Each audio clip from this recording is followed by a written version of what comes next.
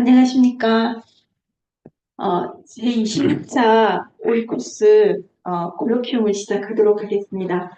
오늘은 김문학 스님께서 시민의 경위상학으로 발제를 해주실 건데요. 줌에 들어오신 분들과 지금 현장에 계신 분들 중에서 이제 김문학 스님을 오늘 처음 뵙는 분들이 있어서 간단하게 소개를 해드리도록 하겠습니다. 김은하 선생님은 도설가이시고 또 인문학자시죠. 서울대학교 언론정보학과를 졸업하시고 미국 뉴욕대학교 대학원에서 철학 공부를 하셨습니다. 현재 문문화연구소하고 오이코스 인문연구소에서 공동대표로 활동하고 계시고요.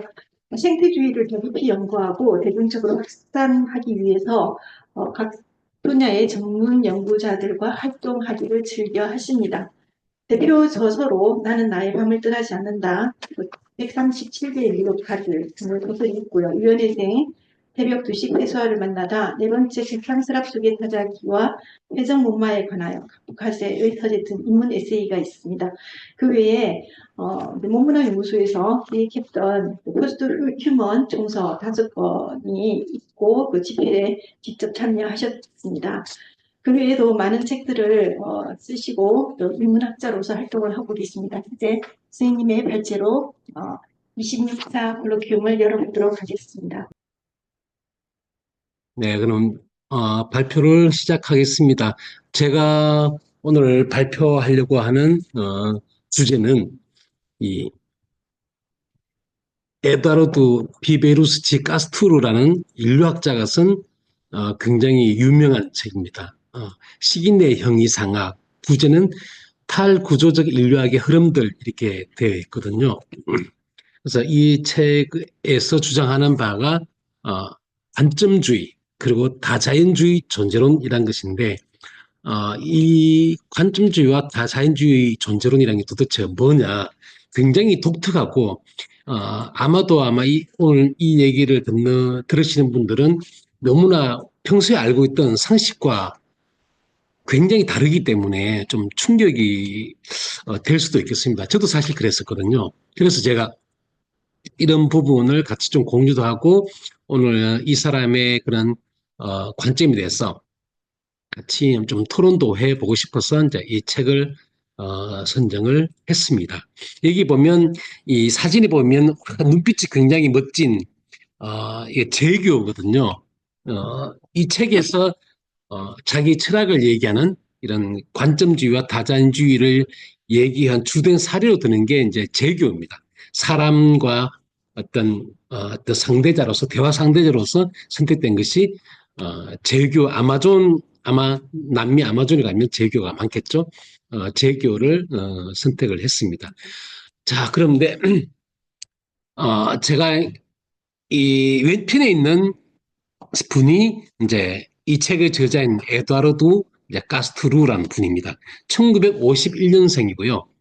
브라질 출신이고 그래서 브라질에서 대학을 나오고 거기서 계속 인류학을 연구하고 있습니다. 인류학을 연구하기는 굉장히 좋은 풍토죠. 왜냐하면 브라질 자체가 거기 남미 다 그렇지 않습니까?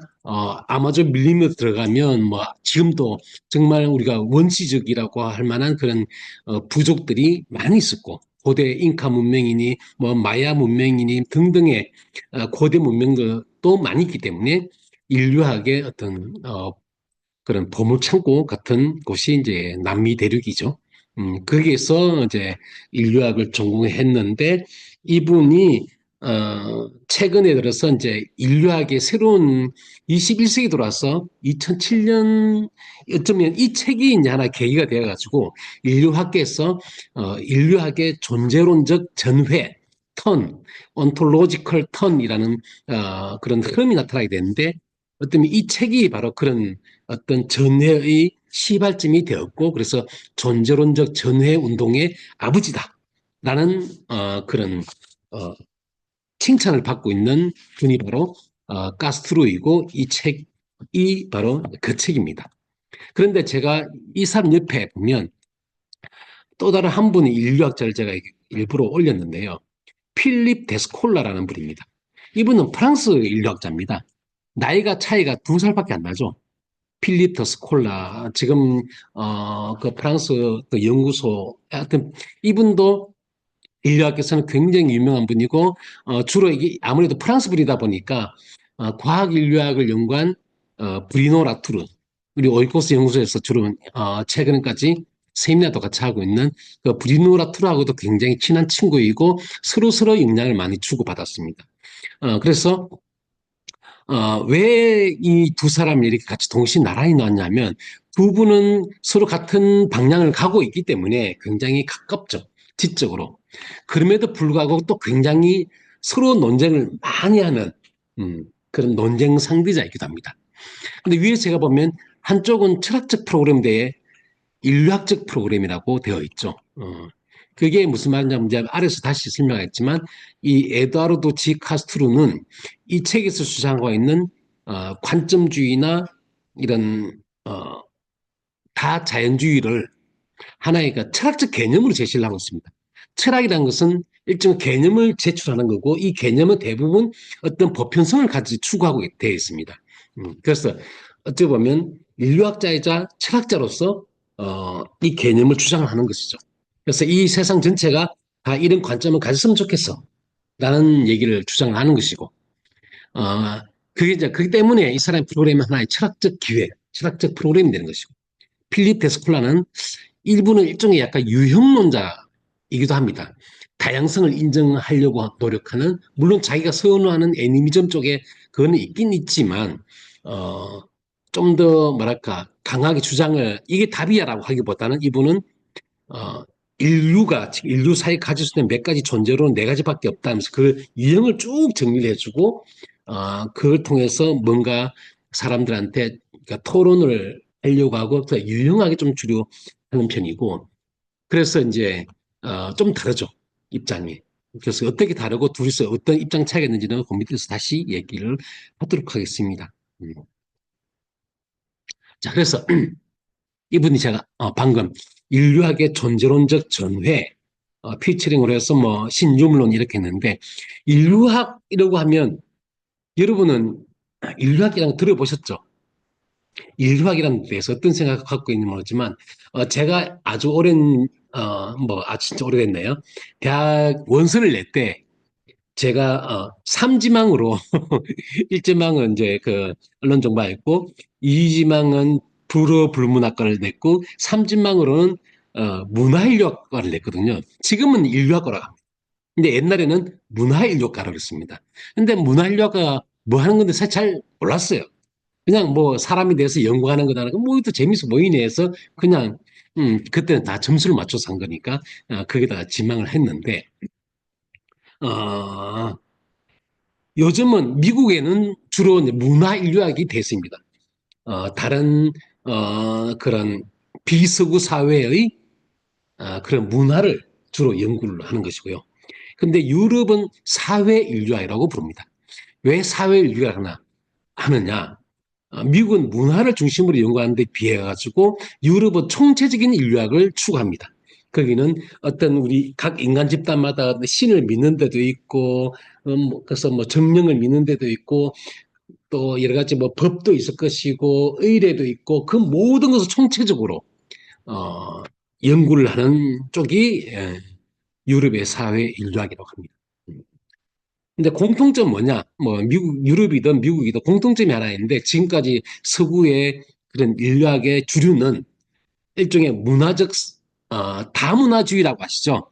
다문화주의. 우리나라도 한참 얘기했는데 옛날에 물론 그 이전 다문화주의 이전에는 굉장히 제국주의적이었죠. 여기서는 이제 나르시즘적인 인류학이라고 부르는데 원래 그렇죠. 18세기, 19세기, 20세기 초까지 유럽인들이 제국주의적으로 비서구권 아프리카나 아시아나 남미를 그것을 지배하고 잘 관리하기 위해서 그 사회를 알아야 되니까 이 인간들 도대체 이 풍습이 어디서 왔고 이 사람들 생각이 뭐고 그걸 알려고 연구를 한 거죠. 사실은 식민지 지배 차원에서 그래서 굉장히 식민주의적인 인류학이었죠.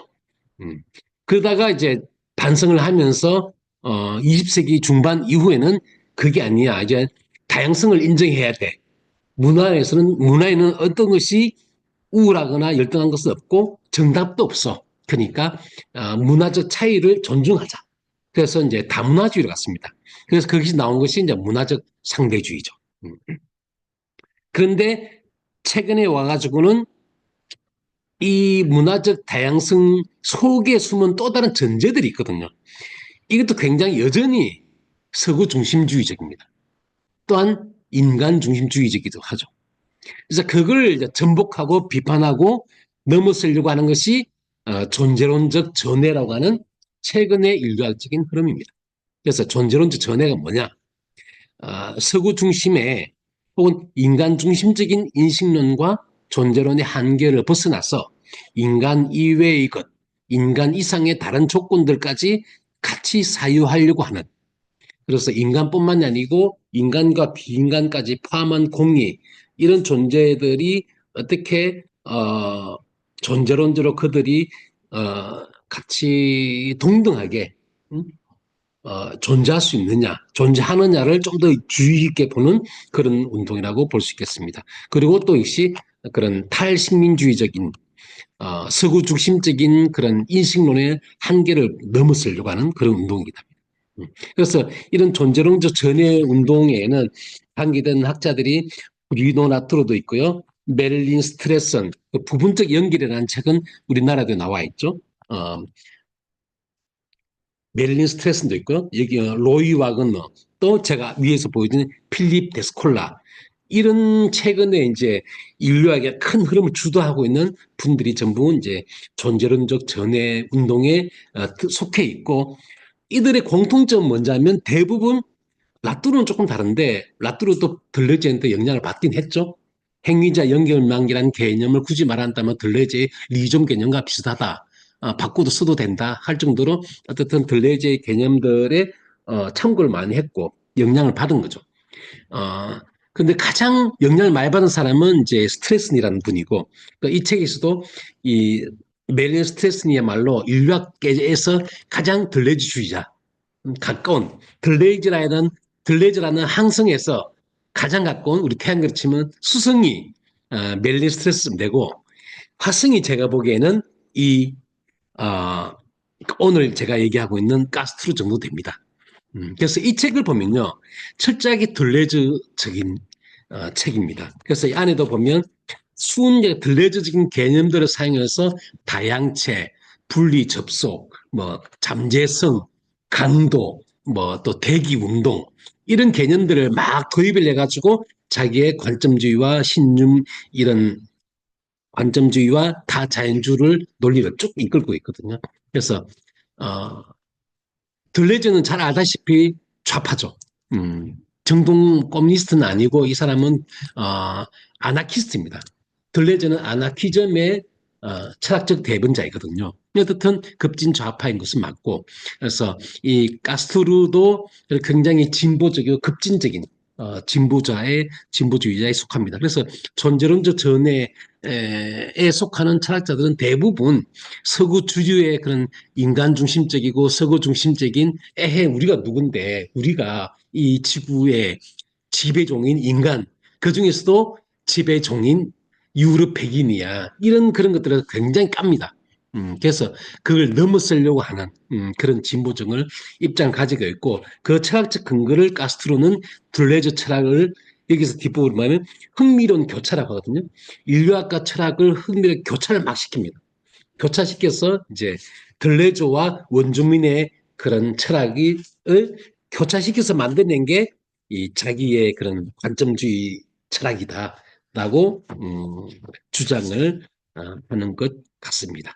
그래서 어떻든 이런 흐름인 인류학의 존재론적 전해는 그런 철학계에서의 그런 신념으로 운동하고도 굉장히 밀접한 연관이 있습니다. 왜냐, 지향하는 바는 같거든요.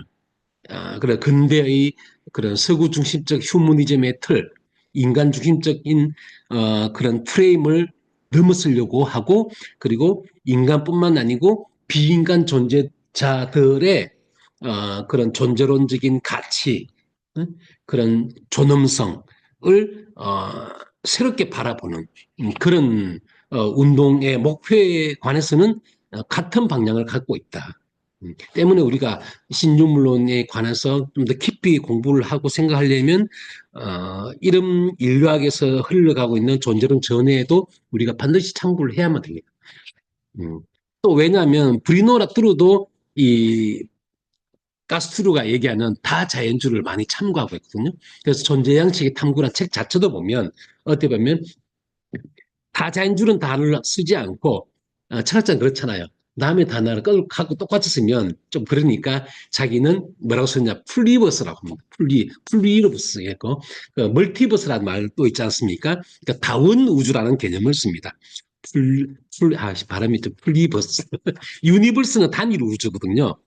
물리학자, 과학자들이 우리가 지금 유니버스라고 얘기하지 않습니까? 그 단일 우주론입니다. 근데 그게 아니고 우주는 다 자연적이라는 거죠. 가스투르의 다 자연주의를 말을 바꾸면 다 우주죠. 다원 우주론입니다. 같은 말이죠. 근데 라뚜르는 그 다원 우주론이라는 말을 쓰고 가스투르는 인류학자이기 때문에 다 자연주의라는 단어를 씁니다. 단어만 다를 뿐이지 내용 같아요. 한일 우주론에 반대하는 근대 그런 데카르트주의에서 나오는 그걸 반대한다는 거. 그게 서로 영향관계에 있습니다. 그래서 때문에 도대체 라뚜르가 말하는 그런 다원 우주론이라는 개념이 어디서 나왔는가? 그 기원을 우리가 정확하게 알려면 이 책에서 말하고 하는 그런 관점주의와 다자연주를 정확하게 이해해야만 된다고 저는 생각합니다. 그래서 제가 이 책을 좀 준비를 했습니다. 그래서 이 에드워드 비베스치 이름이 굉장히 긴데 가스투르는요. 가스투르랑 좀 비슷하네요. 음. 이런 그런 아마존 원주민의 우주론을 바탕으로 삼아서 그래서 인류학과 철학을 횡단하면서 존재론적 선회를 선구적으로 이끌고 있고요. 그래서 뭐 밑에 나오는 그러니까 서구의 근대 존재론이 자연과 문화, 그죠? 그리고 변하지 않는 유일한 자연, 개념을 여러 문화들이 다양하게 해석하는 다문화주의죠, 이게. 를 바라봤지만, 이 가스를 비롯한 최고의 인류학자들, 그리고 신유물론, 라뚜르 같은 신문론자들은 이런 서구 중심적 근대적 이분법을 철저하게 부정을 하죠. 근데 가스루는 아마존 원주민들의 철학을 빌려와서 그 새롭게 들레즈의 철학과 결합을 시켜서 자신만의 어떤 독특한 개념들을 만들어내고 있습니다. 그런데 이 책을 보면 제목이 와 되게 살벌하죠. 제목이 메타피지크 까니발스. 이건 이제 까니발이니까 식인이죠, 그죠? 까니발리즘. 식인의 형이상학. 어떤 데는 뭐 포식의 형이상학 이렇게 부르기도 하는데 어쨌든 책 제목이 와 식인의 형이상학이라고 보니까 뒤에 보면 실제로 그 남미 그 브라질에 있는 식인 부족들 과거에 두 부족 얘기를 하거든요. 식인 풍습.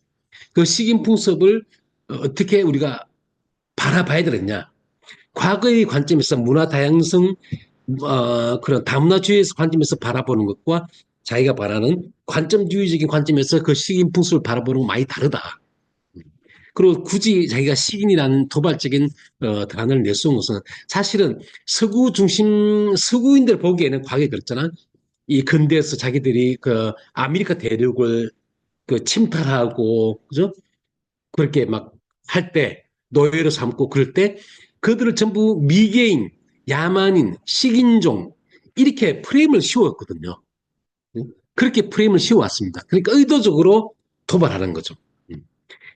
현대 서구인들의 철학보다 너희들이 식인종, 미개인, 야만인이라고 불렀던 남미 원주민들의 철학의 형이상학이 훨씬 더다. 지금 그렇게 얘기하고 있는 겁니다. 이 책은. 굉장히 도발적이죠, 사실은. 근데 사실은 그게 어떻게 보면 되게 우습게 보이기도 하지만요. 이 말이 단순한 허세는 아닙니다. 왜냐하면 20세기 중반에 들어와 가지고 소위 말하는 구조주의 철학, 그죠? 사회과학에서 인문사회과학에서 구조주의 운동이 막 크게 일어나지 않습니까? 근데 그 구조주의 운동이 일으킨 그게 원동력이 어디서 나왔냐면 레비 스트로스라고 하는 인류학자가 쓴 책 때문이거든요. 그러니까 그 레비 스트로스도 역시 남미 원주민들을 연구해가지고 그들의 관습, 친족 관계. 그러니까 겉으로 드러나는 그 표면 아래에 있는 뭔가 구조가, 공통 구조가 있는데 이런 구조는 남미 원주민들이나 서구 유럽이나 어디든 다 공통적이더라. 다를 게 없어. 모든 인간은 똑같아. 민간 사회는. 그렇게 얘기해버리니까 유럽인들이 이제 충격을 받았던 거죠. 그러니까 처음으로 레비스트로스가 문명과 야만이라고 하는 이인법도 틀을 깨버렸거든요. 그게 시작이었습니다. 구조지. 그래서 겉으로 드러나는 현상 아래에 있는 보이지 않는 구조가 더 중요하구나. 그때부터 철학계고 사회学고 전부 다 구조를 보기 시작했습니다. 그러니까 원조는 남미 원주민들의 관점이나 그 사람들을 통해서 서구 철학을 뒤흔들어 놓은 원조는 레비스트로스한테 있습니다. 그래서 이 책에도 보면 레비스트로스를 계속 얘기하고 있거든요. 왜냐? 현대 이 인류학의 과거는 제국주의적인 식민주의적인 인류학이었고 레비스트로스 이후는 이제 비판적인 인류학이 된 거죠. 이제는 반서구적인 그런 그래서 이 책에 보면 제목이 안티나르시스라고 되어 있지 않습니까? 그게 뭐냐면 서구 중심적인 시선에서 비서구인들을 바라보는 시선이 나르시즘이었다는 거죠, 결국. 그러니까 거울 인류학이라고 그럽니다. 거울 인류학. 나르시스는 그렇잖아요, 그죠? 자기 그 거울에 비친 물에, 그러니까 이 호수에 비친 자기 얼굴을 보면 반해가지고, 응? 나는 내가 이렇게 생겼구나. 난 너무 잘생겼지 않아? 그러니까 자아도취에 빠진 유럽의 과거의 인류학이 사실 그랬다는 거죠. 어, 내가 누구이지?를 유럽인들이 이 그들 타자인 자기들의 미개인, 식인종, 야만인이라고 불렀던 그들을 타자화하면서 나르시즘에 빠질 수 있다는 거죠. 그래, 우리는 문명인이지. 역시 저것들 야만종들. 응? 그러니까 그냥 나르시즘 인류학에 불과했다는 거죠. 그래서 원래 이 책 제목을 안티 나르시스라는 책으로 쓰고 싶었지만 겸손하게 이 책은 어, 마치 이 보레스가 썼던 소설 기법 중에 그런 게 있거든요. 보레스가 보면 어떤 보레스의 주로 제일 유명한 소설 기법이 그렇습니다. 세상에 존재하지 않는 책이 있다고 상정을 하고 그 책에 대해서 비평을 해요. 그게 소설이야. 그래서 처음 읽으면 이게 비평서인지 철학책인지 구분이 안 돼. 그래서 남들은 또 확하죠. 그럼 이런 책이 진짜 있었나 하고 헷갈리거든요. 근데 알고 보니까 가짜예요. 없는 책이야. 그게 이제 하나의 소설 기법이거든요. 그래서 이 사람들 그걸 차용해가지고 안티 나르시스라는 책이 있다고 가정을 하자. 그리고 이 책에 대해서 내가 하나의 서문을 쓰는 것처럼, 서문을 쓰는 것 같은 형식을 채우고 있습니다. 서문 혹은 리뷰를 쓰는 것 같은 책이 하나 일종의 이제 기획 시도다 이거죠. 이거는 완성된 것이 아니고 앞으로 가야 할 인류학은 안티 나르시스란 쪽으로 가야 되는데 이 책이 그 완성본은 아니고 나는 이제 처음 이제 시작한 거야. 이 책이 2007년에 나왔거든요. 완성된 건 아니고 난 이런 방향으로 하나의 기획, 시도를 한 거다라고 이제 겸손하게 얘기를 합니다. 그래서 결국 뭐냐? 사실은 엄청난 야심을 이미 품고 있는 거죠. 그죠? 어, 결국 뭐 이 책은 안티 나르시스라는 그 말인데 어떻든 자기의 야심은 이 책을 통해서 앞으로 인류학을 진짜로 모든 식민주의 원천이자 기원인 서구의 그런 근대 형이상을 깨부시고 그걸 넘어서서 사유를 영속적으로 이제 탈식민지화하는 그 단순한 비판을 넘어서는 새로운 대안을 내가 제시하겠다. 굉장한 야심인 거죠. 음, 굉장한 야심. 그래서 그걸 아시고 읽으면 되겠습니다. 자, 근데 먼저 이제 오케이, 이 책을 읽으면 헷갈리는 게 도대체 그러면 아니 이 책이 철학책이야, 인류학책이야? 인류학이 뭐지? 인류학과 철학과 관계는 뭐지? 그러니까 이 책에서 뒷부분에 가면 그런 얘기를 좀 많이 하고 있습니다. 자기도 왜냐 인류학자들이 보면 야, 네가 철학자도 아닌 것이 인류학자가 왜 마치 이제 거대한 그런 형이상한 책을 쓴 듯한 그런 포즈를 취하냐? 어? 나 그렇게 얘기를 하거든요. 그래서 이 뒤에 보면 그렇게 얘기합니다. 철학은 결국 개념을 사용하지 않습니까? 개념은 보편적인 것이죠. 그리고 철학은 사변을 통해서 새로운 개념을 만들어냅니다. 물론 거기는 과학이나 다른 여타 경험 과학의 자료들을 자기의 그런 어떤 새로운 개념을 창조했을 때 그 개념을 뒷받침해 줄 수 있는 근거로 사용을 하긴 하죠. 그렇지만 어쨌든 사변 위주로 요즘 사변적 실존론이라는 말이 새로 나오지 않습니까? 그처럼 주로 사유를 통해서 개념을 창조하는 데 주력을 합니다. 그럼 인류학이란 뭐냐? 인류학은 경험과학입니다, 사실은. 왜 경험과학이냐? 현장 연구를 해야만 되거든요. 특히 인류학은 물론 나라또르는 이제 저도 지금까지 인류학은 서구를 빼고 오직 비서구 사회 아직까지 그러니까 미개발되고 혹은 과거에 야만적이고 미개하고 비문명화된 그런 사회 집단들을 가서 뭐 민족적으로 연구한다거나 어떤 그런 걸로만 했지만 지금은 자기는 이제 이 유럽 서구 사회를 대상으로 하는 인류학까지 시도를 했지 않습니까? 존재 양식을 탐구해서 어떻든 인류학이라는 학문은 오직 구체적인 실증적인 현장 경험, 현장 연구가 주된 것입니다. 그래서 타 집단에 대해서 총체적으로 연구하는 겁니다. 그래서 거기서 그 사람들이 어떤 신을 믿고 있을 수도 있고, 그죠? 여러 가지 의례, 뭐, 가족 관계, 인적 관계, 성적인 관계, 뭐, 정치적인 배분 관계, 경제를 어떻게 만들고, 말 그대로 총체적으로 연구하는 거예요. 총체적으로. 음. 그러니까 경험과학, 철저하게 경험과학이라는 점에서 일철학과 인류학은 일단 중심이 있더라고요. 그래서 그럼에도 불구하고 이 책의 목표가 뭐냐면 원주민의 관념이라고 합니다. 아이디어. 이 관념을 나는 개념으로 번역을 하겠다. 예를 들면 현대 철학은 사실 참 그래요. 어떤 경험과학으로부터 개념을 이끌어내는 경우가 참 많거든요. 카렌 바라드 같은 경우는 그죠? 물리학 양자역학에 있어서는 개념들을 가지고 그것을 철학적 개념으로 변용을 시키죠. 음, 음. 어떻게 보면 레비 스트로스도 이미 구조주의라는 그죠? 하는 철학의 흐름에 그런 변용을 이미 시도를 했었고. 음. 그래서 보통 그런 대가 철학자들 보면 대부분 어떻든 과학이나 문학이나 철학 바깥에 있는 학문들로부터 자기 개념들을 이렇게 길어 오르는 경우가 많죠. 그래서 자기도 또 이 사람이 원주민 철학이라고 얘기했지만 자기도 이렇게 인정하는 것이 원주민들이 서구인들이 철학하듯이 철학하지는 않았어. 그 사람들은 우리가 자연이라고 하지만 네이처, 대문자 자연, 단이라는 어떤 우리 사회 바깥의 자연이란 그런 개념조차 없어요. 그 사람들은 오직 구체적인 고유 명사들만 있지. 우리처럼 자연, 사회, 국가 이런 개념이 없어. 그래서 당연히 철학이 없죠, 그 사람들은. 그렇지만 하나 아이디어는 있다는 거죠. 왜냐? 그 남대로 어떤 신체나 정신이나 영혼이나 신이나 이런 데 대한 그런 관념들은 있거든요. 그 또리를 가면 이렇게 세련되게 철학적인 언어들로 번역을 해내면 그게 철학이 되는 거죠. 그래서 내가 목표하는 것은 그것이다. 얘기를 하고 있습니다. 그럼 어떤 도구로 할 것이냐? 바로 이제 들레조와 갓다리 철학을 도구로 원주민들의 관념을 철학적으로 개념화하겠다. 그래서 원주민과 들레즈를 동맹을 맺어서 놔두기 시작하면 들레즈와 남미 브라질 원주민을 연결시킴으로써 서구의 그런 과거 서구주의적인 존재를 전복시키겠다. 그런 겁니다. 그래서 또 다른 결론인 곳이 어디냐? 바로 관점주의, 다자연주의라고 하는 그런 어떤 철학적인 기획입니다.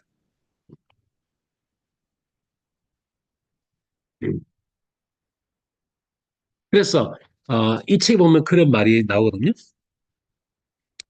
이게 26페이지, 그러니까 이게 보라색으로 쳐서 철학은 다시 한번 무대의 전면을 차지한다. 하지만 그것은 이제 우리의 철학이 아니고 경이로운 귀환을 통해 나타난 그들의 철학이다. 이렇게 얘기합니다. 이때 우리가 누굽니까? 유럽인이죠. 서구 유럽인. 그리고 그들은 누구냐? 원주민들. 과거의 식인종, 야만이, 미개인이라고 불렀던 원주민들 철학입니다. 경이로운 귀환. 이게 보면 일장의 1챕터의 제목이 경이로운 귀환입니다. 그렇죠?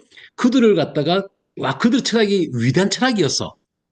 라고 얘기하는 사람은 깜짝 놀랄 만한 사실이잖아요, 사실은. 굉장히, 경이로운 것이 아니라 아주 충격적인 귀환이죠, 사실은.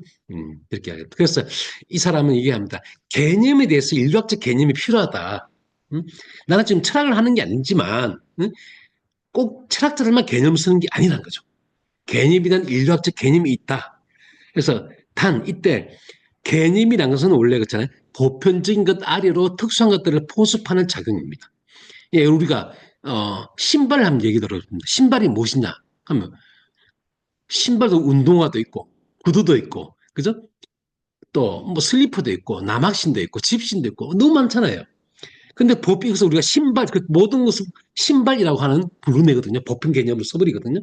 그 굉장히 그 구체적인 것들의 공통점을 추출해 가지고 그죠? 어, 그 구체적인 특수한 것들 다 포섭을 해버리죠. 그래서 비트겐슈타인은 야 보편성이 어딨냐 그냥 가족 유사성이라고 부르자 그렇게 얘기를 하죠. 그냥 유사한 것이지 얼마나 달라 그렇게 어, 하죠. 장화하고 슬리퍼하고 배우면 너무 다르잖아요. 근데 그 같이 신발 이렇게 불러버리니까 슬리퍼하고 장화의 그 거대한 10년간 차이를 드러낼 수가 없지 않느냐. 그래서 비트겐슈타인 그래서 보편이라는 개념을 굉장히 깝니다. 음. 그래서 분류하고 추상화시키고 하는 것이 개념의 본질인데, 그래서 그러니까 그렇다고 인류학에서는 개념을 거부하면 안 된다. 왜냐?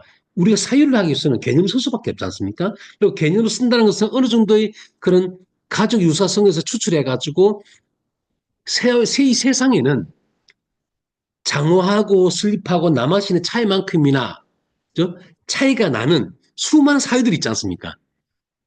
지금 아프리카 부족 사회에 있는 아프리카에 사는 그 아직 그 소수 부족들, 원시적인 지금 또 구석기처럼 살아가는 부족들이 있거든요. 그 사람들하고 뉴요크도 삶하고 얼마나 다릅니까? 그죠? 그럼에도 불구하고 할 수 있다는 거죠. 어떻게 할 거냐? 횡단시키자. 철학하고 인류학을 횡단시켜 보자는 거. 그래서 개념을 거부하지 말고 개념 안에서 그 철학의 그 개념에 기반되는 게 어디서 온 거냐 이거는 그걸 꼼꼼하게 다시 따져봐야 된다는 거예요. 저는 이게 굉장히 중요하다고 생각하는데요. 제가 대학 다닐 때부터 계속 선배들하고 좀 싸웠던 게 한 게 뭐냐면 경제사를 연구하는데 어, 그 좀 막시즘적 관점이죠. 막스도 보면 이 근대의 그런 역사관, 시간관이 철저하게 젖어 있던 선배들이었던 사람이기 때문에 역사를 이렇게 진보 사관으로 갖고 있었죠. 그래서 인류 역사도 진보하는 역사야. 어떻게 했냐? 원시 공산제가 있었어. 그죠? 그 다음 단계 뭐냐? 그 다음에는 중세 봉건제가 있었죠. 고대 노예제가 있죠. 원시 공산제에서 노예제가 있었고, 그 다음 중세 봉건제가 있었고, 그 다음 자본주의가 있고, 그 다음에 이제 사회주의 공산주의. 이게 보편사라야. 근데 이 보편사가 누구를 모델로 한 겁니까? 유럽을 모델로 한 거죠. 그러면 아프리카는, 아시아는, 막스는 고민하던 뭐라고 이야기합니까? 아시아적 생산 양식이 전지군주밖에 없고, 이거는 정체되어 있는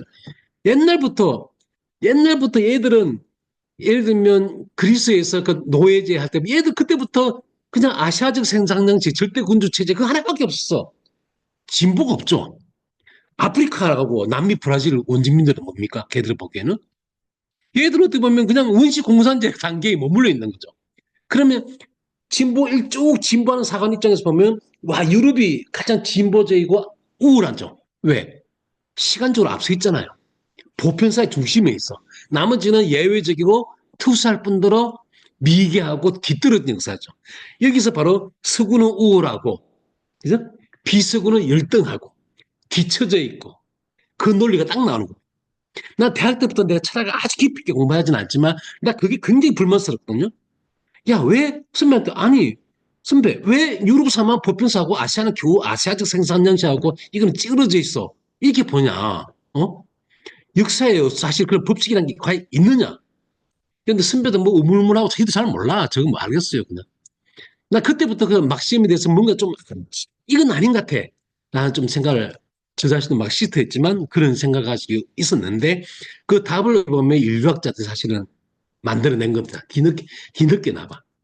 이 책에서도 그 얘기를 많이 하고 있거든요. 음.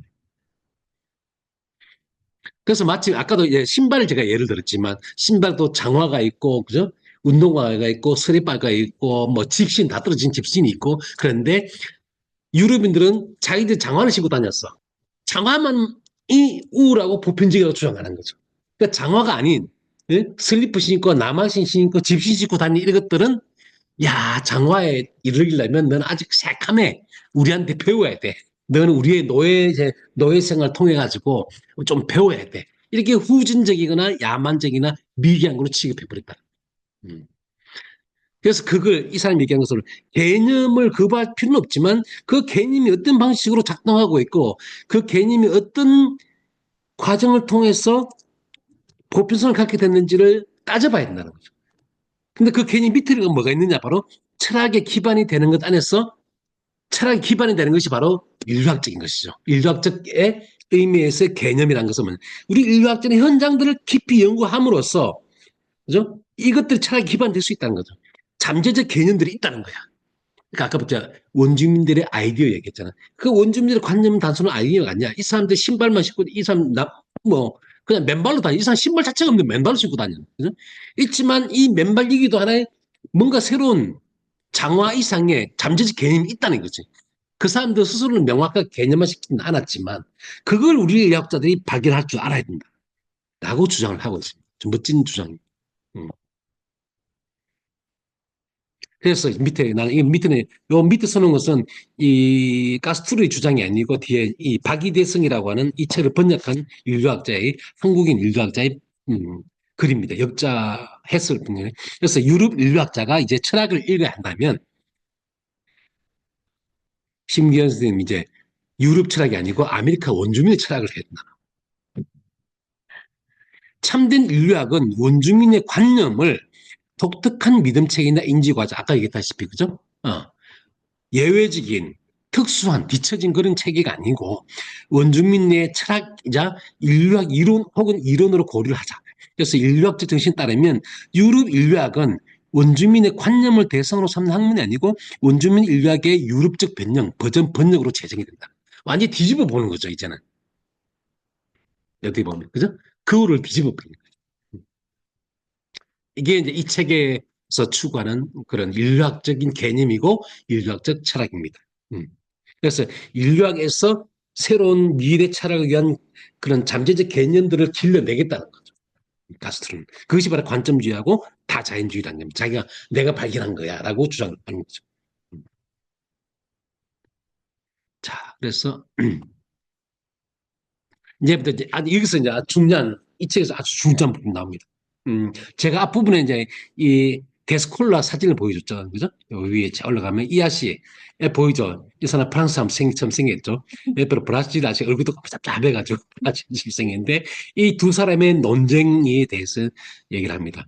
이 데스콜라라는 분에 대해서도 좀 알아야 되는데 이분이 우리나라 책에도 있습니다. 그 타자의 생탁이라는 작은 책이 있거든요. 그 책도 참 재밌습니다. 음, 글이 보면요. 이 데스콜라란 분이 유명한 뭔가 이분은 대표적으로 자연과 문화를 넘었어. 그러니까 서구적인 그런 자연 문화 이문법을 그 넘어선 그런 새로운 존재를 얘기하는데 이분이 유명한 것은 네 개의 존재론 유형을 얘기합니다. 그러니까 과거의 서구에서의 존재론은 보면 비인간 따위는 신경 안 썼죠. 예를 들면 하이데거 같은 경우는 인간이 존재와 어떤 관계를 맺느냐 그게 중요한 거였지. 동물도 따위야 그냥 멍멍하고 있는 것들이 쟤들은 세계가 너무 빈곤하고 돌멩이는 세계 따위가 없어. 인간만이 세계를 만드니까 인간이 존재자와 어떻게 신하고 관계 맺느냐 이게만 존재론의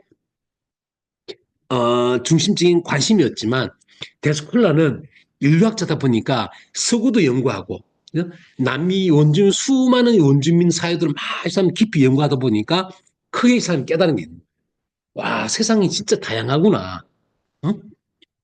우리 그렇지 않습니까? 우리가 만약에 우리 사회에서만 살고 있으면 너무나 다른 관념을 가진 풍습을 가진 사회의 사람 딱 만나면 마치 화성이 나고 금성이 나고 지구인이 만났을 때 서로 사는 모습이 다르잖아요. 생긴 것도 다르지 신체도 다를 거잖아요.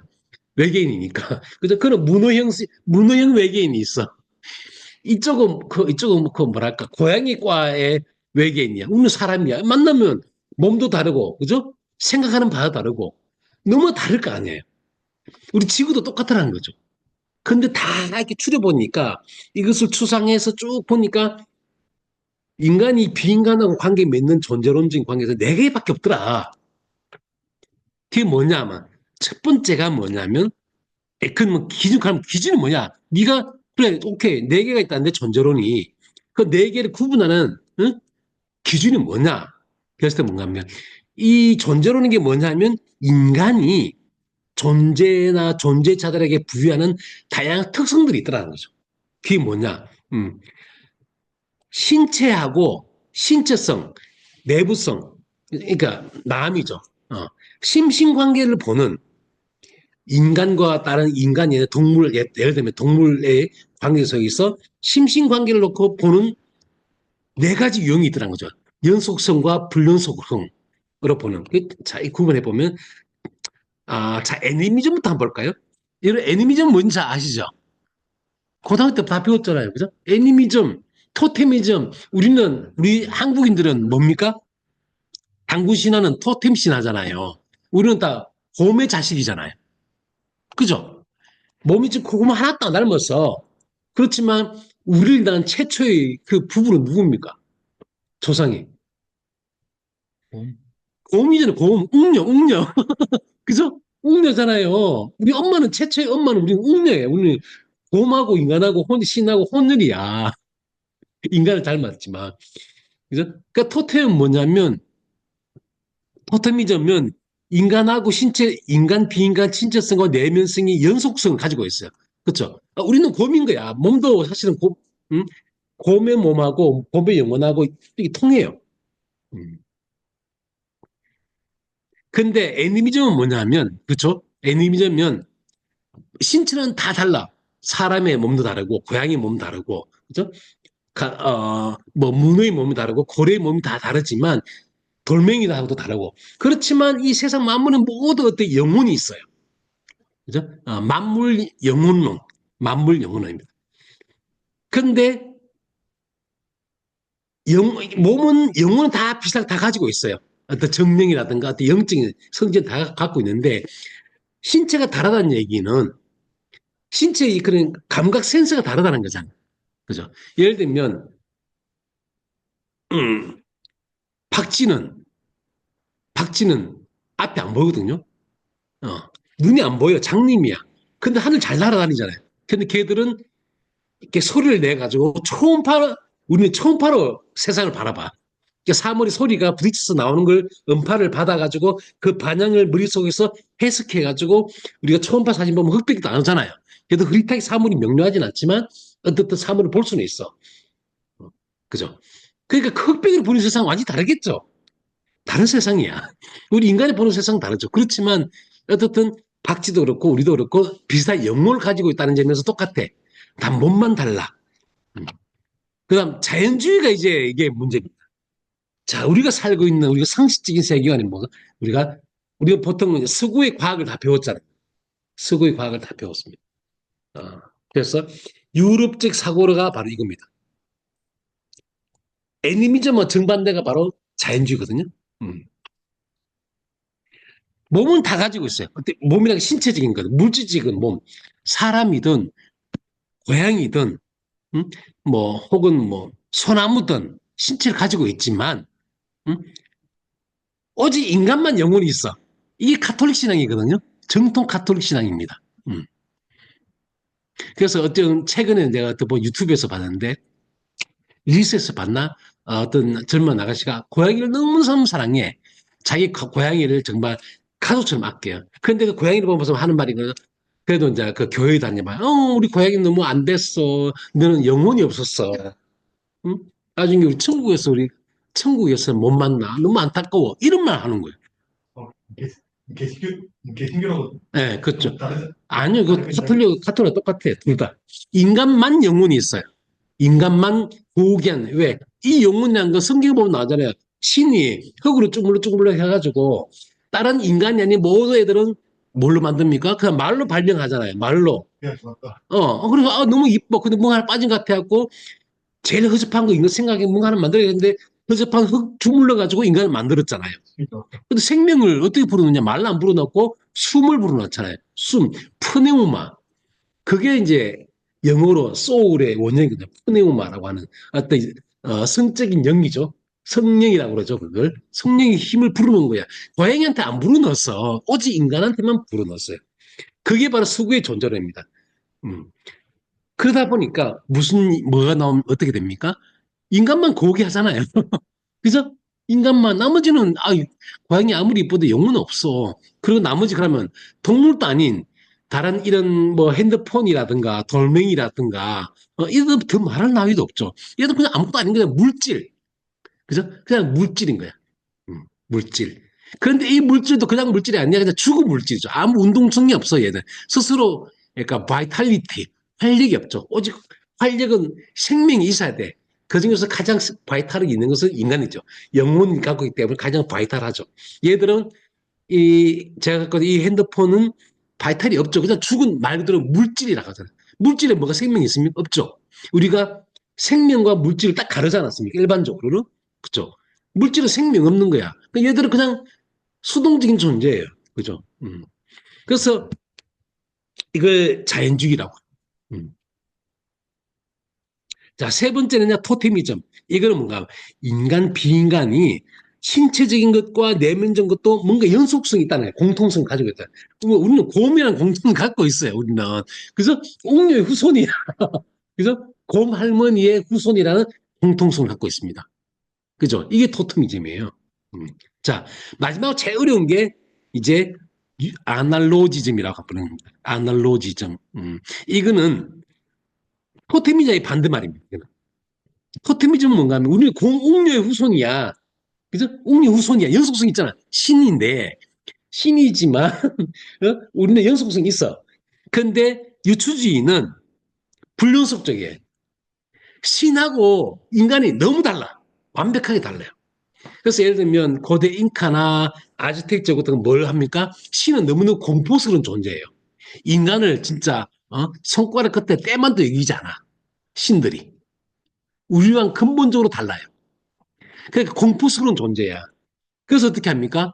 인간을 바치잖아. 신이요. 너무 무서우니까 우리를 괴롭히지 말아주세요. 살려주세요. 우리 이 인간 하나 갖다 바칠게 맛있게 드시고 우리 좀 살려주세요. 이렇게 나오는 거죠. 음. 이게 이제 아날로지즘입니다. 이건 완전히 완벽하게 달라. 어? 완벽하게 달라. 하다못해 서구 가톨릭은 그렇지 않습니까? 우리 인간은 신이 인간하고 닮았어요. 그죠? 신의 형상을 본떠서 인간을 만들었다는 거잖아요. 그죠? 예. 하다못해 그러니까 내면은 능력은 신은 무한하고 그죠? 영으로 살고 우리는 그냥 키도 작고 100년도 못 살고 죽고 능력에서는 하늘과 땅 끝이 이제 무한한 차이가 있지만 어떻든 인간이 신을 닮았다라는 자기 위로로서 갖고 있거든. 근데 유추주의는 그런 거 따위 없어. 이는 그냥 이 신은 절대적이야. 어? 인간은 완벽하게 달라. 어? 닮은 데가 한 개도 없어요. 이게 이제 아날로지입니다. 그 자기가 인류학자이기 때문에 이런 사회, 저런 부족, 이런 뭐 민족 뭐 다 뒤져보니까 결국은 인간이 비인간과 관계를 맺는 그 존재의 특성에 이렇게 부유하는 것들을 보니까 크게 분류를 딱 해보니까 유형이 네 개밖에 없더라. 결국은 이러니 저러니 게 아니라도 네 개 중에 하나에 속한다. 지금 우리는 어떻게 보면 서구화된 사회잖아요. 그죠? 서구 근대화를 쫓아왔기 때문에 우리는 이렇게 맺죠. 인간은 뭔가 이성, 영혼, 인간만 이성과 영혼이 있어. 그죠? 나머지는 그냥 물질, 이렇게 보거든요. 근데 이 자연주의의 문제가 뭐냐면, 봅니다. 이 서구 과학이, 근대 과학이 만들어낸 게 단일 자연론이라는 개념입니다. 그리고 최근 나오는 게 바로 이 문화 다양성, 다문화주의. 그나마 좀 착해진 게 나쁜 못된 제국주의자에서 조금 착한 제국주의자들이 말하는 게 바로 다문화주의입니다. 이게 뭐가 문제인가? 밑에 제가 고단 보면 여기 책의 한 페이지입니다. 이 책이 어디서 나오느냐면 우리는 결코 근대인인 적이 없었다. 브리노 라뚜르의 그 유명한 브리노 라뚜르를 세계적인 스타 철학자로 어, 알리게 된 계기가 된 책의 한 페이지입니다. 그 중에 나오는 이 한 페이지입니다. 자, 여기 보면 음. 오른쪽에 보면 오른쪽 그림하고요. 오른쪽에 자연이 있고 A, B, C, D 있죠. 그리고 왼쪽 밑에 보면 이도 자연이 있고 이는 사회 1A1, 그다음 B, C, D 다른 문화들이 있습니다. 그리고 밑에는 오른쪽에 있는 것은 문화적 상대주의 이렇게 되어 있습니다. 이게 바로 이제 다문화주의거든요. 밑에는 보면 뭐랍니까? 왼쪽 아래에 놓으면 특수 보편주의라고 되어 있거든요. 자, 문화 상대주의부터 한번 볼까요? 문화 상대주의는 뭐 요즘 이제 유행하는 거죠. 다문화주의. 뭐냐면 음, 자연하고 문화는 자연은 여전히 하나예요. 단일한 자연. 예를 들면 우리가 물. 자, 물은 뭡니까? 원자로 우리가 분해하면 뭐가 나옵니까? 어떤 원소로 나옵니까? H2O. 그죠? 물, H2O. 그게 과학자는 뭐합니까? 정답이라고 얘기하죠. 그죠? 물 H2O. 수구는 과학에 대한 굉장한 그런 경외심, 응? 과학이야말로 인문학은 철학은 전부 다 그 말장난다는 것이 입만 트는 거지 그게 무슨 진리가 있어 그냥 해석이야 걔들은. 응? 그렇지만 과학은 인간의 주관적인 생각과 완전히 무관한 정말 어떤 물질, 사물이 갖고 있는 객관적인 속성, 그죠? 우리 해석과 무관한 객관적인 속성을 갖고 있어. 그래서 물, 뭐냐, H2O. 그래서 이거는 다른 해석이 불가능해. 이게 정답이야. 음? 근데 문화적 상대주의는 뭡니까? 아, 이 문화는 이 각 문화들마다 예를 들면 그렇죠. 보는 세상을 보는 관점은 문화적으로 굉장히 다양할 수 있다는 거죠. 문화적으로 굉장히 다양할 수 있다는 거죠. 음. 그러니까 문화적 가치의 다양성을 인정합니다. 단 이때도 예외는 있죠. 뭐 이 자연에 관해서는 여전히 단일한 자연론이야. 단일한 자연론. H2O, 물 H2O 이게 정답이야. 이거는 예외가 있을 수 없어. 그렇지만 뭐 선진 과학적인 세계에 사는 사람들 아마존 부족들이든 간에 어느 정도는 약간 뭐 비슷한 관점 가지고 해석 차이 약간은 있지만 차이가 있어. 문화적 관점 차이는 있지만 결국 답은 하나다. 근데 여기 조금 더 나가면요. 이 더 무서운 게 뭐냐면 이게 이제 서구 사람들 어떻게 생각하냐면 이 문화 다양성을 막 얘기를 해요. 외부에다가. 그래, 그래. 우리는 물 H2O로서 생각하는데 아마존 부족하니까 야, 이게 물에 정민이 살고 있다. 이렇게 얘기를 해. 오케이, 그래. 너 생각도 인정해 줄게. 그래. 물의 정령이 물에 살고 있어. 내가 보기엔, 야, 우리는 그렇게 생각 안 하는데, 우리는 그냥 H2O야. 서구인들은 물은 H2O야. 우리만 답을 알고 있어. 그렇지만 너가 다르게 생각하는 것도 인정해 줄게. 그렇지. 그렇게 생각한다는 거예요. 그게 바로 특수 보편주의입니다. 다시 말해, 서구인들은 문화는 다 다양할 수 있어. 종교 다르잖아요. 그래서 이슬람 문화 다르잖아요. 이슬람 종교를 믿는 종교가 하나의 가장 최상의 법이야. 그죠? 이슬람 국가에서는. 인도가 뭐가 있습니까? 힌두교 믿잖아요. 문화 다양해. 그거 다 인정해 줄게. 오케이, 오케이. 그렇지만, 야, 너 힌두교의 과학하고 이슬람의 과학하고 우리 유럽인의 과학은 다를 수 없잖아. 과학은 하나야. 어떻게 생각해요? 과학이 하나예요? 둘이 됐습니까? H2O가 다르게 될 수 있어요? 아, 교를, 동서양의 교류를 통해서 그 보편적, 보편적인 그런, 그러니까 과학은 보편적이냐? 유일하게 보편적이냐고. 생각하냐고. 그러니까 유럽인들이 그렇게 생각한다는 거죠. 과학은 유일하게 보편적인 것이야. 응? 과학은 보편적인 것이야. 그렇죠? 물은 H2O 이게 정답인 거야. 그죠? 너가 다른 생각하는 게 인정해줄게. 오케이, 오케이, 오케이. 다 받아줄게. 그렇지만 너도 알지. 야, 너 이슬람 신도 너도 미국 와서 물리학 하잖아. 너 물 뭐야? 이게 또 신의 그거야? H2O 맞잖아. 그지? 오케이. 어. 그러니까 과학에는 서구는 과학을 통해서 진보해 왔고, 그죠? 과학이란 뭐냐? 유일한 자연, 바깥에 있는 거대한 이 대문자 자연, 단일한 유니버스라고 합니다. 이게 뭐야? 물리학적 자연 개념이야. 그죠? 물리학적 자연이 뭐냐면 유니버스라고 하잖아. 우주. 우주 하나밖에 없어. 우리가 세계라고 얘기할 때 하나밖에 없다는 거예요. 그게 뭐 유니버스라는 거예요. 물리학적 운영. 원자로 이루어진. 그건 여러분 알죠? 리처드 파인만이 아주 대표적인 케이스입니다. 뭐라고 했습니까? 이 지구가 멸망할 때 오직 단 한 문장만 남길 수 있다면 뭘 후세대에게 남길 수 있겠냐니까? 세상 만물은 원자로 이루어져 있어. 이거만 걔들 꼭 알았으면 좋겠어. 그러면 다시 문명을 만들 수 있습니다. 그거든. 그 사람 보기 그게 과학적 진리, 우주에 관한 과학적 진리야. 응? 그거는 현생 인류군 간에 후생 인류군 간에 공통적으로 과학을 제대로 한다면 세상 만물은 전부 원자로 이루어졌다는 것은 이게 보편적인 진리라는 거죠. 때문에 그런데 과학을 이거 누가 가장 앞서 있고 누가 제일 잘합니까? 서구인들. 유럽이 과학을 만들었잖아요. 근대 과학을. 그죠? 때문에 그래 이거는 특수한 보편주의. 그래 문화는 차이는 다 인정해 줄 수 있어. 그래 다문화주의 좋지. 문화적 다양성 좋아. 그렇지만 과학은 오직 하나야. only. 왜? 우주가 하나밖에 없잖아. 다른 우주가 있어? 원자가 물이 H2O 아닌 다른 무가 될 수 있어? H3, 뭐 O3가 될 수 있지? 아니잖아. H2O. 하나란 거죠. 글씨 그래서 문화들 중 하나, 그죠? 이 3문, 세 문째 보면 문화들 중 하나 A는 유일한 자연에 대해 특권적인 접근권을 지니고 있기 때문에 이 과학을 통해서 다른 문화가 스스로 구분하죠. 구분해주고 우리는 역시 우월해. 응? 여기서 서구 우월주의가 나와. 그래서 사실상 우리 근대 역사를 쭉 들어보면 우리나라도 그렇지 않습니까? 우리는 과학을 우리 못했기 때문에 과학을 따라잡아야 돼. 서구인들 저렇게 잘 살고 승우하고 대포 만들고 총 만들고 배 만들고 이래갖고 우리 제국주의자 우리 다 쳐들어가고 다 죽였어. 우리는 과학을 왜 못 빠져시켰을까? 어? 열등감에 빠져가지고. 그래서 우리 그런 생각 많이 했잖아요.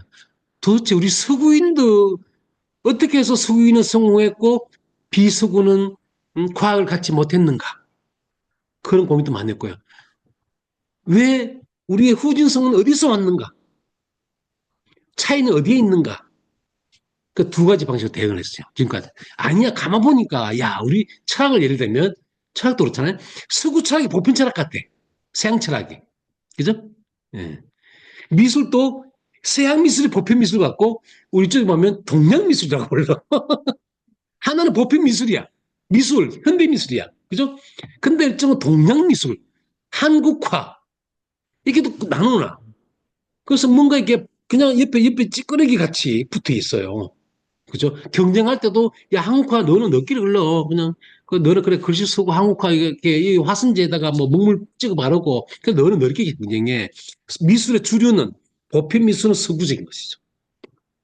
철학도 서양 철학이 주고, 동양 철학. 우리는 철학이 뭔 철학인데, 굳이 서양 철학, 동양 철학. 이렇게 나눠놨어.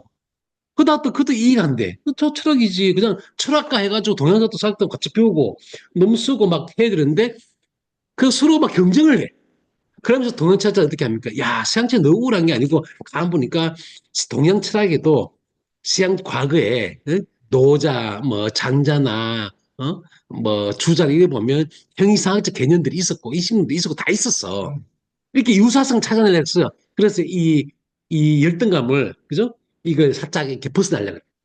또 다른 사람은 아니야. 아시아는 한계가 많아. 이건 물질주의. 동도서기 얘기하면서. 동도서기 얘기하면서. 그죠? 벌써. 음.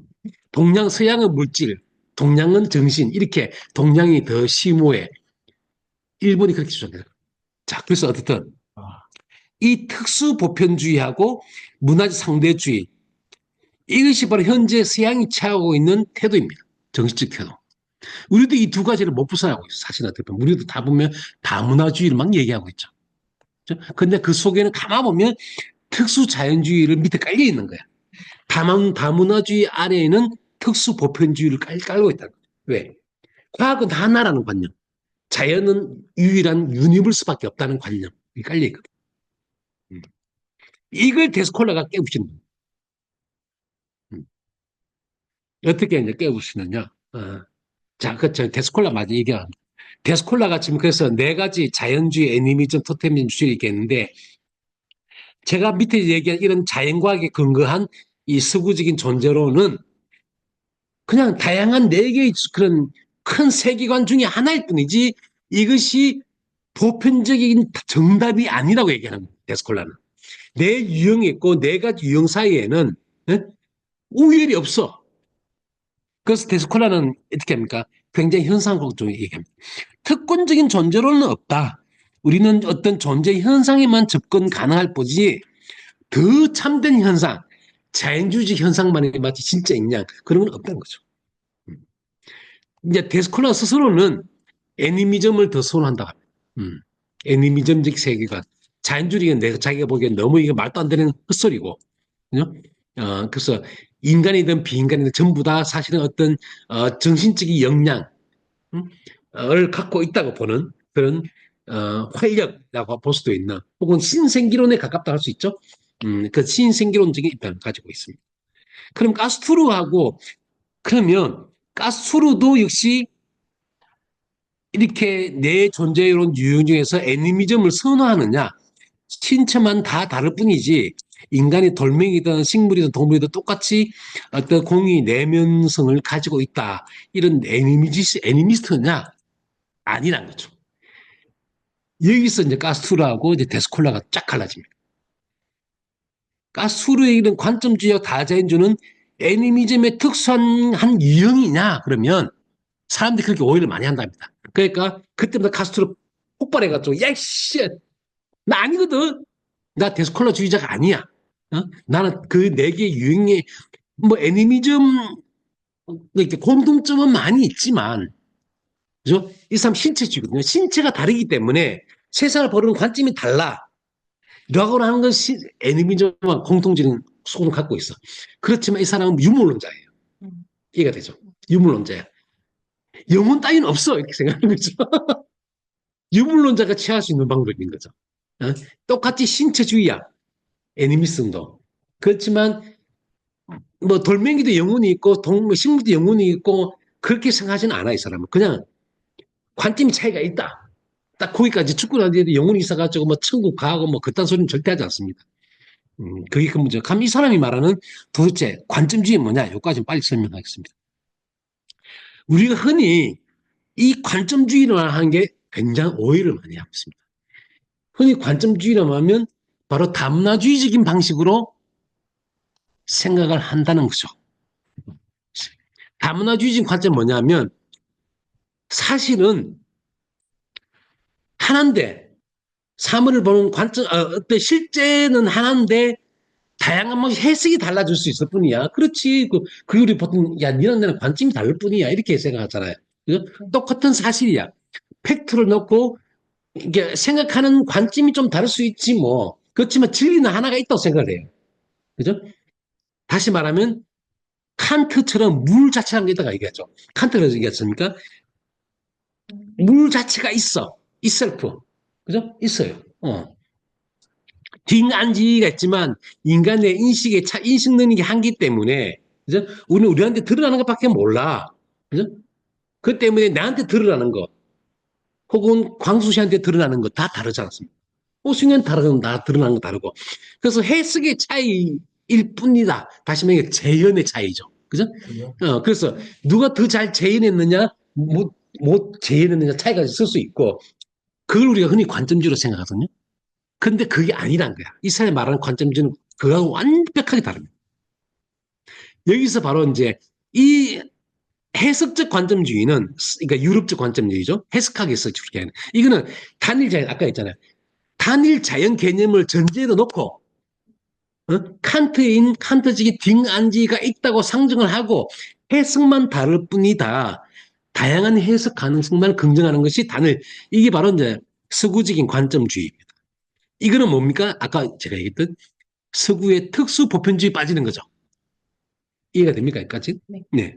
근데 가스트로가 말한 관점주의는 뭐냐면 신체의 관점입니다. 신체의 시점. 고양이의 신체의 관점.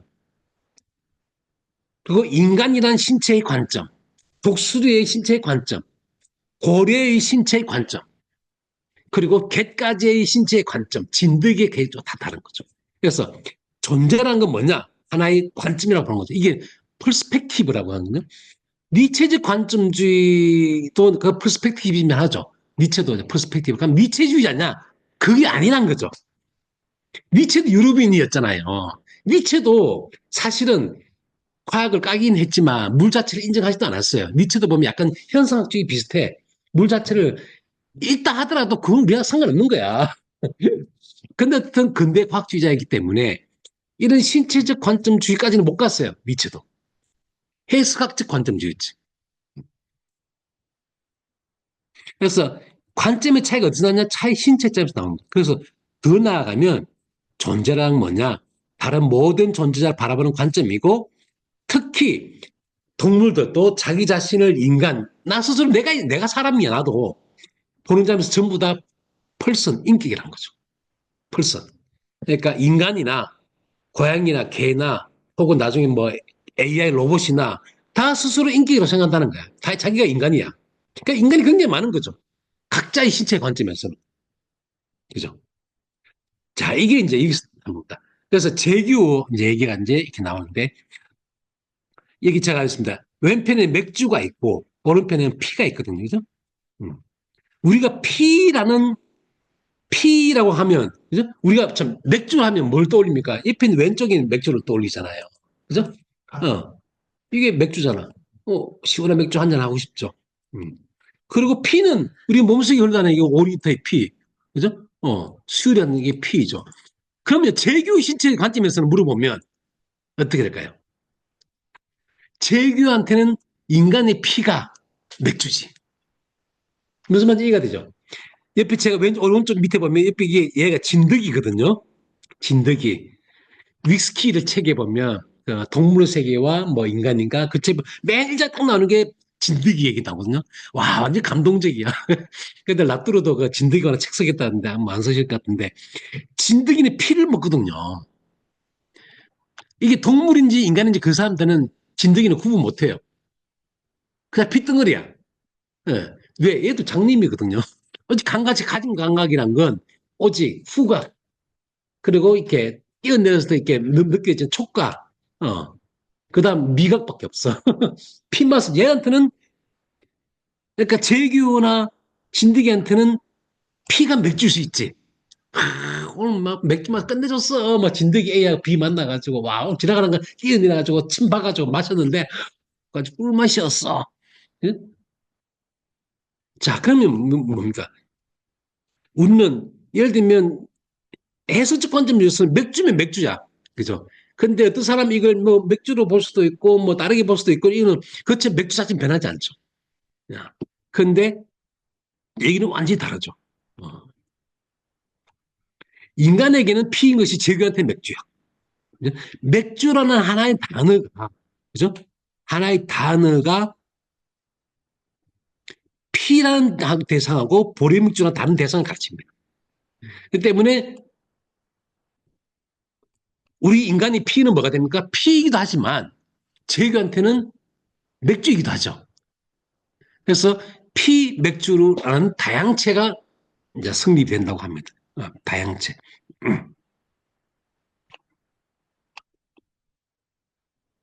그래서 이 구체적으로 보면 그래서 갯가재가 있는데 갯가재는 눈이 1만 개예요. 1만 개. 게다가 여기는 저기서까지 다 봐. 그래서 뭐 편광현상이라고 했는데 걔는 그것까지 다 본답니다. 인간으로서 상상할 수 없는 색상에서 카바레 이상의 화려한 그런 세상에서 걔까지 살아가거든요. 우리는 상상할 수 없어. 걔들한테는 와 세상이 어떻게 보일까?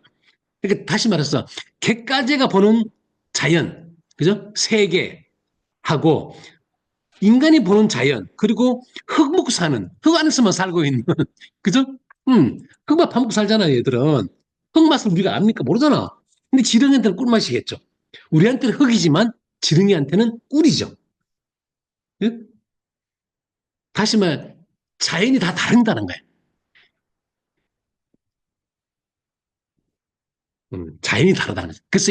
그래서 다 자연주의란 말이 나옵니다. 자연은 이 리처드 파인 말한 것처럼 세상 다 원자로 이루어졌어. 이게 하나밖에 없어. 이게 단일 자연론이거든요. 그게 아니야. 제교는 다르게 보죠. 원자가 아니고 딴 걸로 볼 수 있는 거죠. 그래서 모든 존재하는 것들은 사실은 다양체다 이렇게 보거든요.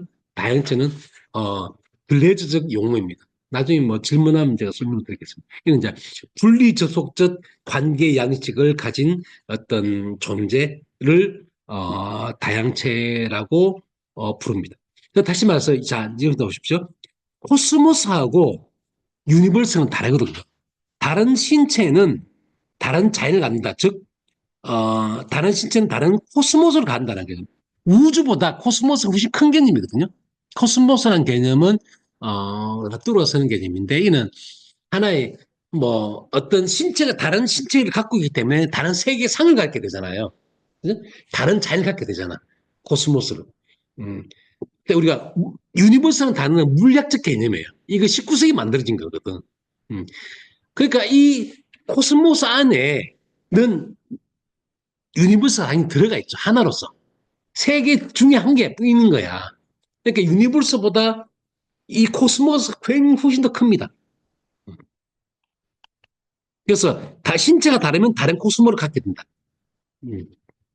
그게 바로 이 사람이 말하는 다자연주의라는 개념이고 이걸 라뚜로는 플루리버스라고 쓰죠. 여기 보면 플루리버스. 다른 신체는 다원적 우주론. 다원적 우주론과 플루리버스라고 씁니다. 다원 우주. 다원주의, 존재론적 존재 양식을 탐구해서는 존재론적 다원주의라고 또 쓰기도 하더라고요. 그래서 아까 제가 계속 강조하는 겁니다. 재현주의가 아니란 거예요.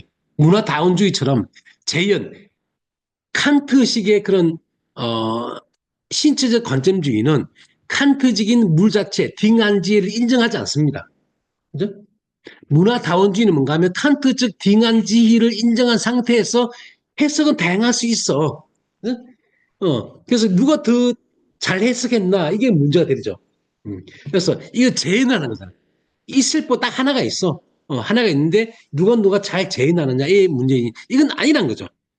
신체가 있기 때문에 관점은 신체이기 때문에 몸이 다르면 다른 관점 갈 수밖에 없는 거야.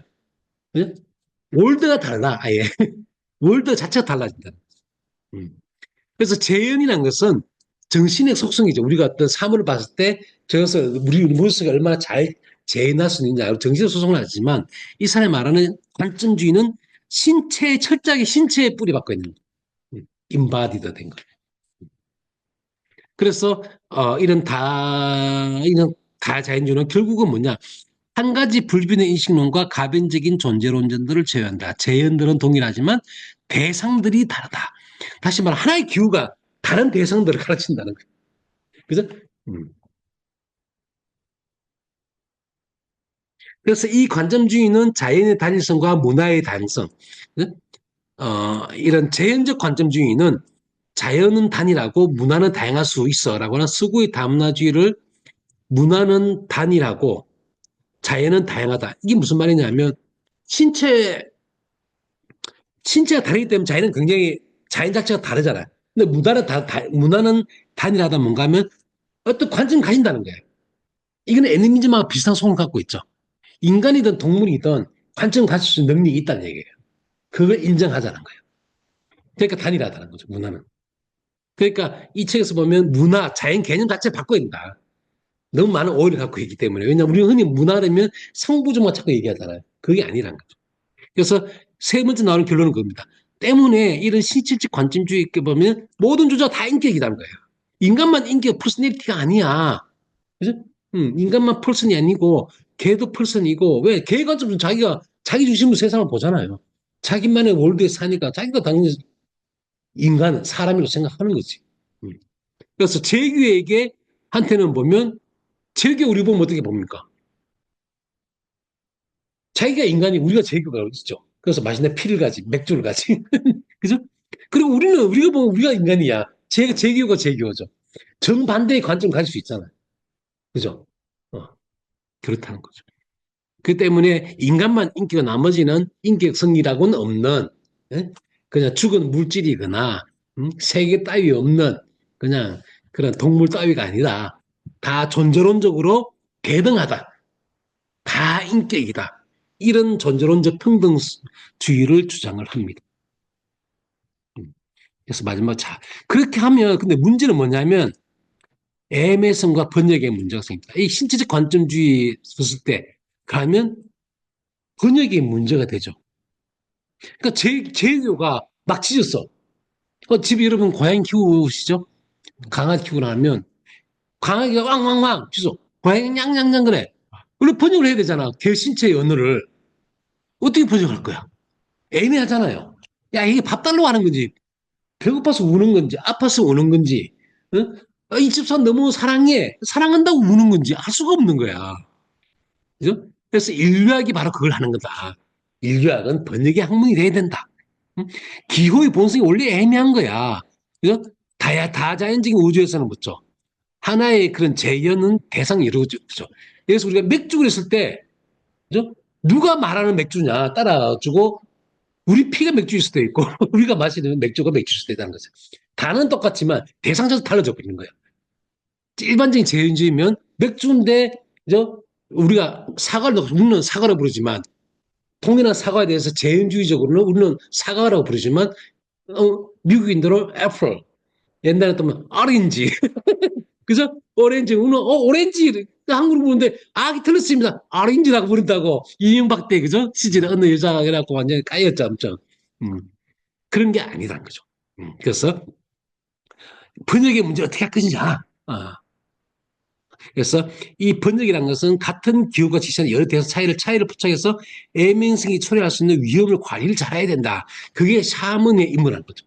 원래 샤먼들이 하는 것은 뭐냐면 비기를 하잖아요. 조상신한테 막, 나 우리 조상님 만나고 싶어. 나 죽은 우리 엄마 보고 싶어. 아까 가만히 있어봐. 막 와다, 그래서 갑자기 엄마 목소리 막 말, 해. 그죠? 엄마의 영혼이 깃들어가지고 엄마의 목소리 말하잖아요. 그게 샤먼이거든요. 인류학자는 샤먼이 돼야 된다. 얘기를 하는 겁니다. 샤먼. 그래서 재교의 그렇게 함으로써 재교의 관점하고 인간의 관점 사이를 소통시킬 수 있어야 되고 철학이나 인문학이나 이런 하는 것들은 결부 다 이런 작업이 돼야 된다는 거죠. 우리 인간만 언어를 갖고 있기 때문에 자기들은 얘들은 무슨 말 따위 해. 번역 생각하지 않죠. 그냥 얘들은 먹을 대상인데 뭘 번역을. 지금까지 그렇게 봤잖아요. 그죠? 소의 언어를 왜 번역을 해? 그냥 내가 맛있는 거 없었는가? 1등급 소인가 2등급 소인가? 그것만 중요한 거지. 그래서 기존에 이 사람은 뭔가 하면 그래서 이 사람 궁극적으로 이렇게 이런 관점주의와 지금 제가 지금 관점주의와 다 자연주의를 얘기했는데 여기서 노리는 건 뭐냐면 기존의 탈식민주의까지도 비판하려고 합니다. 뭐냐? 기존의 탈식민주의 비판은 뭔가 하면 주로 서구가 어떤 식으로 우리를 나쁘게 재인해왔나 그걸 계속 깐 거였어. 야, 우리를 뭐 쉽게 말하면 유럽놈이 우리 갖고 이 새끼 너무 뭐 얼굴도 못생겼고 키도 작고 와 원숭이처럼 생겼어. 원숭이라고 보는 게 나쁜 재현 방식이잖아. 그럼 그걸 계속 깐 거야. 그죠? 그게 이제 오리엔탈리즘이라는 책이 했던 성과잖아요. 그 알고 보니까 말하는 게 전부 우리도 모르게 오리엔탈리즘에 우리도 빠져 있었던 거고. 음. 그걸 극복하는 주로 비판했는데 이 사람은 야 그거 좀 그만하자. 그건 너무 한계가 많아. 여전히 재현주의에 빠져 있는 거잖아. 그게 아니야. 진짜 인류학적 번역 우리가 앞으로 해야 될 번역은 뭐냐? 타자의 관점주의에 따라서 번역을 하자는 거야. 무슨 말인지 알겠죠? 왜? 신체가 달라. 신체란 건 뭡니까? 고립된 신체가 아니냐. 모든 신체는 환경 속에서 생태적으로 연결되어 있는 신체이기 때문에, 그죠? 그 신체 성리에 따라서 당연히 세계상이 달라져. 그러니까, 아니, 깊은 밀림 속에서 진짜 막 우글도 막 엄청난 뱀도 있고 독거미도 있고 막 그냥 덥고 그런 데서 어떻게 현대 문명이 생기고, 그죠? 막 나무 숲에 사는데 뭘 더 봐라. 그죠? 근데 그걸 미개인, 야만인 이렇게 해버렸다는 거야. 아니란 거지. 그 사람들의 관점, 신체적 관점, 삶의 관점에서 생각하는 그 관점을, 그죠? 그 사람들의 관점에 따라서, 분석을 해야지. 그렇게 하자는 거죠. 그래서 아까 제가 했던 건데, 내가 이 책에서 굉장히 시사점 얻은 게 그겁니다. 우리도 이제 아까 했듯이 수구와 동아시아가 이 문화적 차이를 어떻게 번역할 것인가. 그죠? 제가 대학 때부터 고민했던 게 그거였거든요. 왜 서구는 우울하고 우리 1등 할까? 왜 서구는 보편사를 가졌는데 아시아, 아프리카, 남미, 비수구는 전부 다 보편사가 아닌 예외사야. 특수한 사례래. 계속. 아니, 특수한 사례가 없이 보편성이 따로 있어? 뭐가 이상한 거예요. 응? 보편성과 아까 얘기했던 보편성과 상대주의 얘기를 막 나오잖아요. 그래서 전체냐, 부분이냐. 서구가 전체야. 우리는 그냥 허접한 부분이야. 그래서 멜린 스트레스 같은 사람이 이 부분적 연결, 이렇게 내 전체 개념을 완전히 바꿔버리잖아. 부분들 간에 연결되어 있는 이런 그런 것들이 전체인 거지 따로 전체라는 게 있고, 그죠?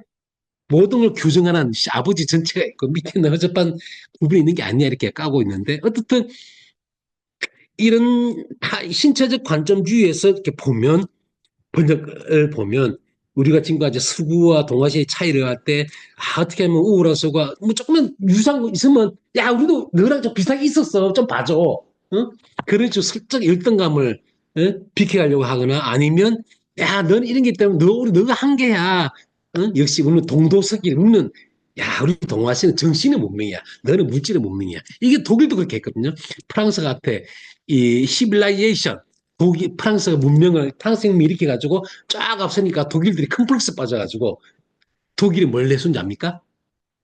너는 시빌라이제이션, 이게 뭐냐면 조롱조로 말했어요. 시빌라이제이션은 뭐냐? 물질 문명이야. 물질, 뭐 이런 타락한 종들. 우리는 끌띠르, 문화, 독일의 정신, 가이스트. 동독서기는 비슷하죠? 그래서 독일 철학자 전부 다 방구석에 앉아가지고 그래 가만 생각해보니까 우리 독일이 역시 끌티르 문화 컬처 영어로는 컬처인데 걔들 끌티르라고 하죠. 끌티르가 위대한 게 바로 독일의 우울함은 정신의 우울함에 있어. 그래서 가이스트가 딱 나오는 거예요. 그래서 보수혁명이 독일 철학이 전부 다 보수적이고 하이데거도 보수적이고 나중에 나치까지 오는 보수혁명이 일어난 이유가 거기서 나옵니다. 프랑스에 대한 열등감. 프랑스적 시빌라이제이션에 대한 열등감. 자, 제가 너무 많이 얘기하는데. 그래서 제가 이런 여러 질문들이 나올 수 있습니다. 첫째, 근데 과연 데스콜라는 이 네 개 유형을 나누는데 만족했다 하지만, 그리고 애니미즘이 좋다고 했지만, 자기는 이 사람은 그걸로 만족 못하고 보편적인 새로운 대안으로서 관점주의를 가자. 응? 다원 세계론으로 가자. 얘기하는데, 이게 원주민 관점주의로 얘기하거든요. 근데 과연 원주민이 진짜 관점주의자였을까? 그냥 애니미스트 아니었을까? 그 사람 진짜 관점주의자였나? 그렇게 까는 사람도 있습니다. 자, 두 번째. 들레 철학이 기대 이런 관점주의 다자연주의는 이 또 다른, 야, 이 서구주의자들이, 이놈들이 또 좋은 거 다 뺏어가. 하이데거는 노자를 읽고서는 그거 슬쩍 뒷글로 이상한 사방세계인이 막 이상한 개념을 싹 써가지고 포장을 해가지고 자기 거로 전용을 해버리거든요. 서구는 그건 정말 잘해. 문화를 늘 탈취해가. 야, 그래서, 야, 이거 또 다른, 이거 또 서구적인 탈취, 전용의 한 사례 아니야? 어? 너 괜히 또 뭔가 좀 색달라 보이려고 원주민 끌어들여가지고, 독창적으로 보이려는, 응? 그거 아니냐? 뭐, 세 번째는 제가 적는데, 뽕띠의 신체 현상을 제가 생각을 많이 했습니다. 어제 그래서 뽕띠 강의 들으면서 제가 많은 걸 좀 깨달은 게 있습니다. 그리고 뭐 마르쿠스 가브리엘의 신실조론 혹은 의미장 존재와의 접점도 좀 있어 보이고 뭐 재물성이 떴습니다. 자, 제가 지금까지 그래서 신체적 관점주의하고 재현적 관점주의가 어떻게 다를 것인가? 그러니까 문화적 다원론하고 이런 관점주의가 다르다는 걸 사실 오늘 그걸 하고 싶었고 다자연주의, 자연 유니버스 이상의 다른 코스모스들, 다자연주가 있다. 이게 이 사람의 핵심적인 이야기입니다. 제 발표는 여기까지 하고 이제 토론 시간 들어가겠습니다.